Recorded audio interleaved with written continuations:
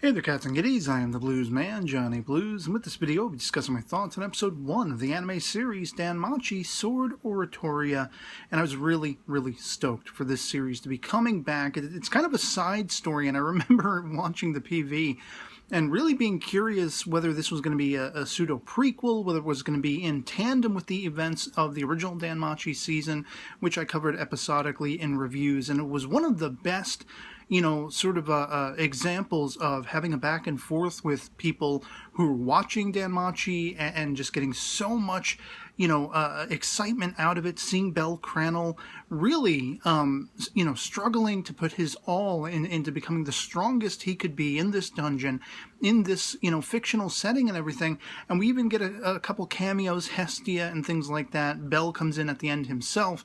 To answer to that quandary, how was this going to play out? And very much is it happening, coinciding with the events of that original season, but it's all from Ais Wallenstein's point of view and her whole familia and everything like that.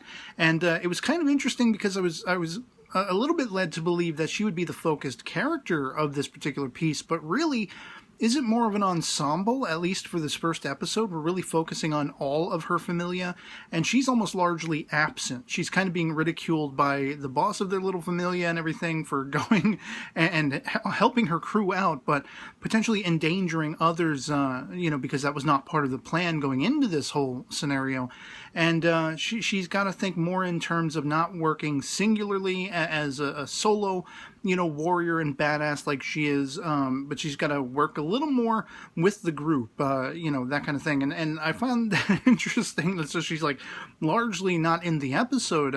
She comes in at key moments, kind of along similar lines to how she did her appearances in the original first season of DanMachi. And I just found that interesting because it really didn't answer to my suspicions. I thought, well, this was all going to be taken from her point of view, and we were really going to be following her centrally as Bel was kind of in the first season. But it's not as if we are left without a Bel sort of personage in this first episode in the form of Lefiya, this elfin mage, who is apparently, sort of under the wing of Alf, this jade-haired, elf, who is a magic wielder and a badass in her own right. And it was interesting because when I was watching the PV, it's been so long since the first season of DanMachi, I really didn't remember what the origins of Ryu was, another green-haired elf character who was all kinds of badass. I didn't know if she had actually hailed from this particular familia or not. I couldn't remember. And I had wondered if that was going to be Ryu, because she was like my favorite character as far as badassery goes. Probably my favorite character of the first season, with Bel coming a close second with all of his achievements and everything. Achievements, by the way, he earned every step of the way. And that's why it was so rejuvenating every single episode, every time he made an accomplishment. And then to be able to go back and forth with everyone who was watching my videos at the time, reacting and getting into the conversation of, oh man, this had us all stoked. It was so awesome seeing Bel make these accomplishments with the help of Hestia and everything like that. And so to be back in this world and to really kind of sort of be getting to know a little bit more of Aiza's own familia and seeing things from their point of view, it's going to be really interesting, because there's also a little tip of the hat to a potential villain that may or may not be focused on that familia in particular, which actually surprised me. I didn't expect that, with the concurrent events, all of the events of this series unfolding concurrently alongside the events of the first season, I didn't expect that there would be a couple surprises like that thrown in. Like, oh, there might be a villain who's a part of all this, and maybe this will be somebody Ais has to conquer, and she did so off-screen, coinciding with those first season events. I don't know if this entire series is going to last the same length concurrently as those events in that first season, or if we'll move beyond that, and this whole villain Uranus, if them going after him, if it's a group effort, if it's, singularly Ais going after him, trying to quell him, whatever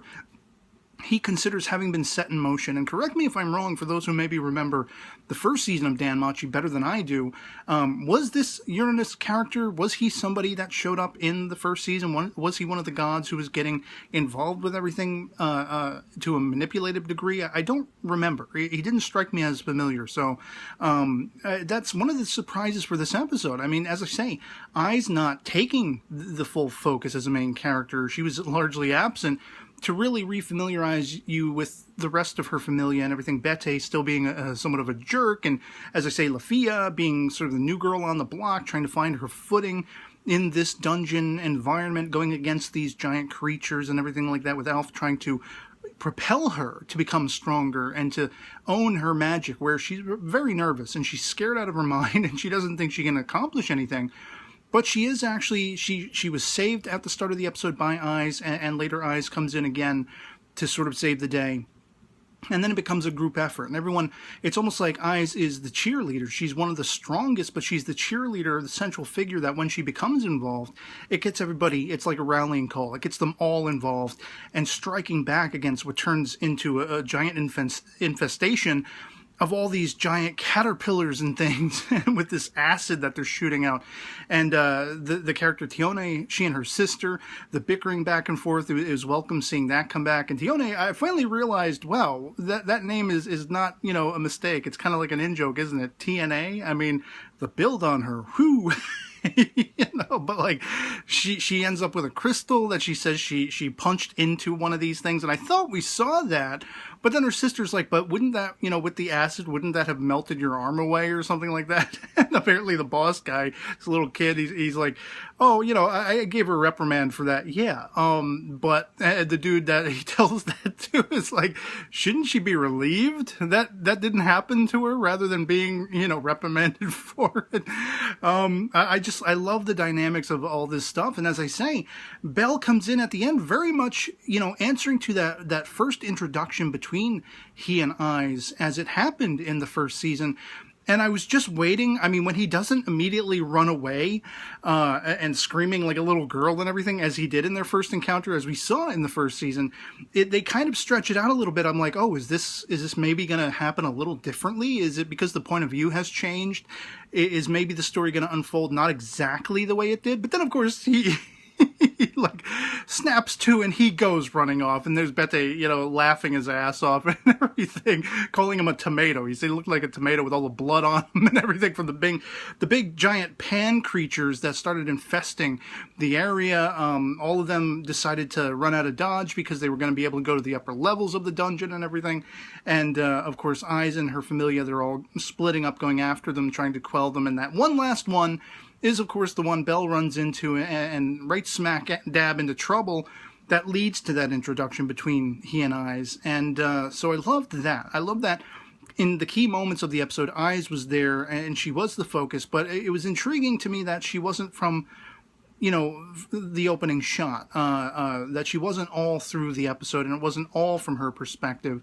She is a somewhat, you know, like reserved character. She's not very talkative. She doesn't have a whole lot of personality. She is a badass swordswoman, but I mean, beyond that, you know, you kind of need the ensemble. You kind of need them to fill the void and pick up the slack, get to know them all, and hopefully grow to care about them all, so that when they're working together, you're able to root for them. Or if they lose any of their numbers, you know, you're going to be impacted by that because they're going to be impacted by that.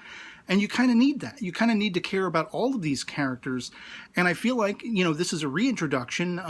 Some of these characters, it's like, because it's been so long since I watched the first season, it's like getting to know them from the start, you know, from scratch. And so there's going to be a large aspect of that, I think, hailing for this season. I really don't know where it's going to go, apart from all of the events will be unfolding concurrently alongside the events of the first season. But there were times where, you know, Eyes was absent for an episode or two and they were doing whatever, and I guess we're going to find out what that whatever was. And maybe it has to do with this potential, you know, villainous character, villainous or not. You know, I love that this show is back in a sense, even though it is sort of a side story, not necessarily a sequel. I'm glad that this universe is back, that we can delve back into it, and we'll see very familiar things. Will hopefully be debuted to surprises. As I say, this episode definitely had that 2 degrees, and I'm just so stoked to be back in this universe, the DanMachi universe. You know, it's really exciting to me. So I'd love to hear from you guys what you thought of episode 1 of Sword Oratoria, if you've seen it as well. If this is what you expected. I mean, I don't know if this is based on source material manga or something. Presumably it is. I have not read it. Do not, you know, post any spoilers, anything along those lines. But if you are completely alien to that and don't read the manga, as I do not, did this surprise you in any way? And if so, how? Did you think Aiz was going to be the sole focus? Did you expect her to be sort of out of the episode for a little while, as she was? What do you make of Lefiya, this character who might be one that we find growing and evolving and trying to find herself in a similar fashion to how Belle did in the first season? Lover, hater, whatever you want to say about the episode, anything goes in the comments below, just as long as we have a great conversation. And yeah, so that'll be pretty much it for me on this. If this video finds you well, and I'll catch you all later. Peace.